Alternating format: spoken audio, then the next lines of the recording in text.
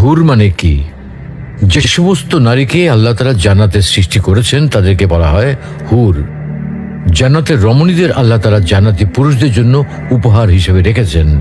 আল্লাহ তাআলা তাদেরকে জান্নাত প্রাপ্ত পুরুষদের সাথে বিয়ে দেবেন, ফলে তারা স্বামী স্ত্রী হিসেবে চিরকালের জন্য জান্নাতে বসবাস করতে থাকবে।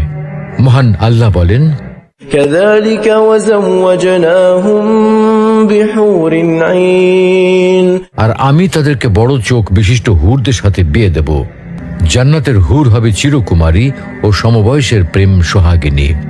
জান্নাতে একজন হুর যদি দুনিয়ায় একবার দৃষ্টি দিত, তাহলে আকাশ ও জমিনের মধ্যবর্তী স্থান সুবাসে ভরে যেত। পূর্ব পশ্চিম প্রান্তকে তথা সমগ্র পৃথিবীটাকে সুসজ্জিত করে দিত। প্রতিটি চোখ সব জিনিস থেকে দৃষ্টি ফিরিয়ে তার দিকে চেয়ে থাকত এবং সৃষ্টিকুল আল্লাহর প্রশংসা ও বড়ত্ব বর্ণনা করত। জান্নাতি পুরুষেরা যখনই তাদের দিকে তাকাবে, আনন্দে মন ভরে যাবে। যখন কথা বলবে, ছন্দময় মিষ্টি কথা দ্বারা হৃদয় ভরে দেবে।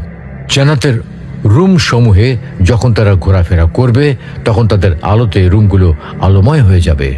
জান্নাতের অধিবাসী নারী পুরুষগণ হবে একই বয়সের পরিপূর্ণ যুবক যুবতী। জান্নাতের হুর যখন তার স্বামীর চেহারার দিকে তাকাবে, তখন তার হাসিতে জান্নাত আলোময় হয়ে উঠবে। যখন তারা স্বামীর সঙ্গে কথা বলবে, তখন কতই না সুন্দর হবে সেই কথোপকথন।